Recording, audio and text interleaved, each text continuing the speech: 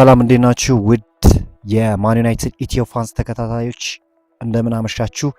በዛሬው ዕለትም እንግዲህ በርካታ አመሻሹን የወጡ ስፖርታዊ መረጃዎችን ወደ እናንተ ይዘን መተናል። የሰመቪልን ዝውውር በተያያዘ እንዲሁም ደግሞ ማኖኮኔ ወደ ማንቸስተር ዩናይትድ እንዲሁም በርካታ መረጃዎችን ወደ እናንተ ይዘን መተናል። እስከ ፕሮግራማችን መጠናቂያ ድረስ አብራችሁን ቆዩ። ለቻናሉ አዲስ ከሆናችሁ ቻናሉን ሰብስክራይብ እንዲሁም ቪዲዮ ላይክ እና ሼር ማድረግ ፈጽሞ እንዳይዘነጋ አብራችሁን ቆዩ። በታማኙ የዝውውር ጋዜጠኛ ማቴዎ ሞሬቶ አዲስ መረጃ መሰረት ዌስትሃም ዩናይትድን ለቆ ወደ ማንቸስተር ዩናይትድ ሊመጣ ይችላል ተብሎ ሲጠበቅ የነበረው ሆላንዳዊ የክንፍ መስመር ተጫዋች ሰመቪል ለጣሊያኑ ክለብ ኤስ ሮማ ይፋዊ አዎንታዊ ምላሽ ሰጥቷል። በተጫዋቹና በሴሪዮ ክለብ መካከል ያለው የግል ስምምነትም ሙሉ በሙሉ ተጠናክሮ የመጨረሻው የገንዘብ ሂሳብ ማስተካከያ ላይ ደርሰዋል ተብሏል። በዚህ ምክንያት ዩናይትድ የልጁን ስም ከዝውውር እጩዎች ሾርት ሊስት ላይ ሙሉ በሙሉ በመሰረዝ ለክንፍ መስመር ጥልቀት ሌላ አማራጭ ፍለጋ ወደ ሌላ ክለብ ፊቱን ያዞራል ተብሎ ይጠበቃል። ሰመቪል እንግዲህ በዌስትሃም በጣም ተስፈኛ እንቅስቃሴን ማሳየቱ ይታወቃል። ከማንቸስተር ዩናይትድ ጋር ለረጅም ጊዜ ስሙ ሲያያዝ ነበር። ነገር ግን አሁን የሚወጡ መረጃዎች ይህ ኔዘርላንዳዊ ተጫዋች እንግዲህ ወደ ጣሊያን የሚሄዱ ነገር አይቀሬ እንደሆነ ያሳብቃል። ተጫዋቹም እንግዲህ ወደ ሮማ የሚሄድ ድሉ እጅግ ሰፊ እንደሆነ እየተነገረ የሚገኘው።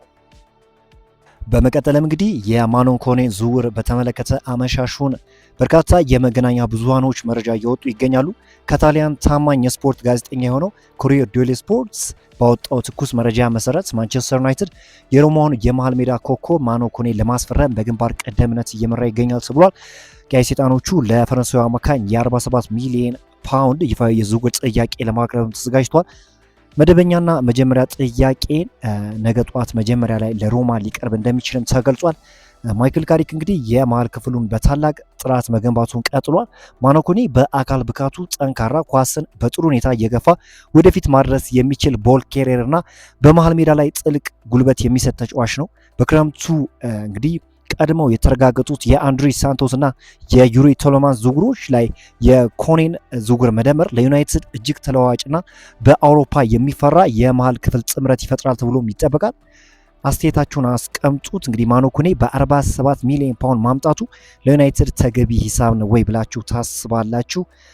ማንቸስተር ዩናይትዶች ግን በዚህ ተጫዋች ዝውውር ዙሪያ ጠንከር ያሉ እርምጃዎችን ለመውሰድ ዝግጁ እንደሆነ እየተነገረ የሚገኘው ጄንሰን ዊልኮክስ እንዲህ ሲሉ ተናግሯል። በቀጣይም በተለይም ስለ ቀጣዩ ውድድር ዘመን ቡድኑን ለማዘጋጀት ከመጋረጃ በስተጀርባ ጠንካራ ስራን እየሰራን እንገኛለን። በአካዳሚ በኩልም ትልቅ ማሻሻል እያሳየን ነው። ወደፊት ለምናደርገው ስኬት መሰረት የሚጥሉ ድንቅ ስራዎች በተለያዩ የእድሜ መዋቅሮች ላይ እየተሰሩ ይገኛሉ።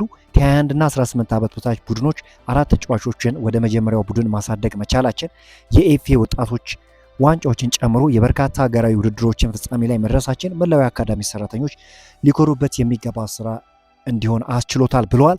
በአጠቃላይ የሚቀጥለው የውድድር ዘመን አስደሳች ለማድረግ በክለቡ ውስጥ ከፍተኛ መነቃቃት አለ ሲሉ ነው ያከሉትና አሁንም በርካታ ስራዎች እንደሚሰሩ ነው የማንቸስተር ዩናይትድ ስፖርቲንግ ዳይሬክተር ጄንሰን ዊልኮክስ ፍንጭ የሰጡት። ፓትሪክ ዶርጉ ስለሚመርጠው የጨዋታ ቦታ እንዲህ ሲል ተናግሯል። የት እንደመጫወት ለኔ ምንም ልዩነት የለውም። ባለፈው የውድድር ዘመንም በግራ በኩልም ይሁን በቀኝ በኩል ጥሩ ብቃት አሳይቻለሁ።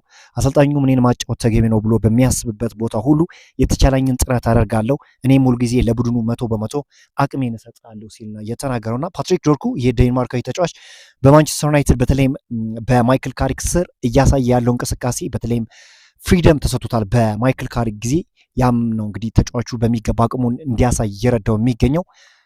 አስደናቂ ጎሎችን እያስቆጠረ ይገኛል። እንግዲህ ከዚህ በፊት ብዙ የሚነሱበት ጥያቄዎች አሉ። በተለይም እንግዲህ ወደ ፋይናል ሰርድ ሲደርስ የሚወስናቸው ውሳኔዎች በማንቸስተር ዩናይትድ ደጋፊዎች ዘንድ ትችት እንዲበረከት አድርጎ ነበር። ነገር ግን ተጫዋቹ በሚገባ ራሱን እያሻሻለ የመጣ ተጫዋች እንደሆነና በማይክል ካሪክ ጊዜም መድመቅ ከቻሉ ተጫዋቾች ውስጥ በግንባር ቀደምትነት ይጠቀሳል። የማንቸስተር ዩናይትድ ግብ ጠባቂ ራዴክ ቪቴክ በማንቸስተር ዩናይትድ ስላለው የወደፊት ዕጣ ፈንታ በዚህ መልኩ ሀሳቡን ገልጿል። በጣም ጥሩ ስሜት ይሰማኛል፣ እንዲሁም ቁጥር 1 ተመራጭ ለመሆን በድጋሚ ወደ ሌላ ቦታ ለመሄድ ዝግጁ ነኝ ብሏል። በየሳምንቱ እግር ኳስ መጫወት እፈልጋለሁ፣ ለሁለቱም አማራጮች በውሰት ወይም በቋሚ ዝውውር ለመሄድ ዝግጁ ነኝ ብሏል።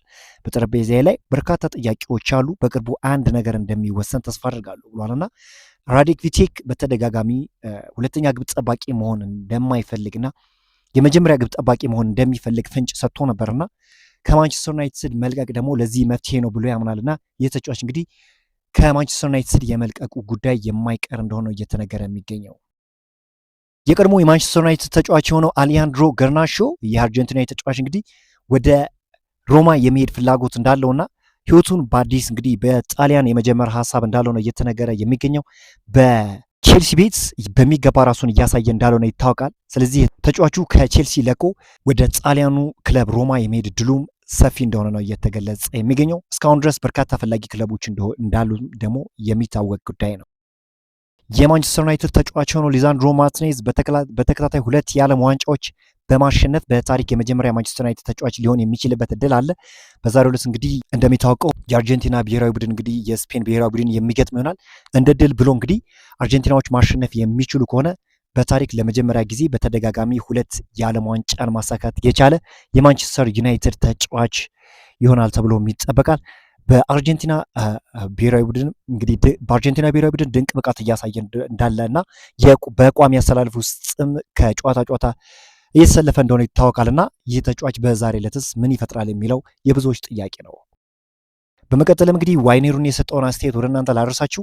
አርጀንቲና ይህንን ዓለም ዋንጫ ካሸነፈች ሜሲን ከሌላ ተጫዋች ጋር ማነጻጸር ነገሩ ያበቃል አይደል? እሱ የዓለማችን የምንጊዜው ምርጡ ተጫዋች ነው። ክርስቲያኖ ሮናልዶን የሚደግፉ ሰዎችም ይህንን ሊያከብሩት ይገባል ብዬ አስባለሁ። ሁሌም እንደምለው የፈለግከውን መምረጥ መብት ነው። ነገር ግን ሜሲ በዚህኛው የዓለም ዋንጫ ያሳየው ብቃት በክርክር ውስጥ ያለውን ጥርጣሬ ሁሉ አስወግዷል ሲል ነው ዋይኔ ሩኒ የተናገረው። ዛሬ ሁለት ዩናይትድን የተመለከቱ ስፖርታዊ መረጃዎችን ይመስላሉ። በአዳዲስ ስፖርታዊ መረጃዎች እስክንገናኝ መልካሙ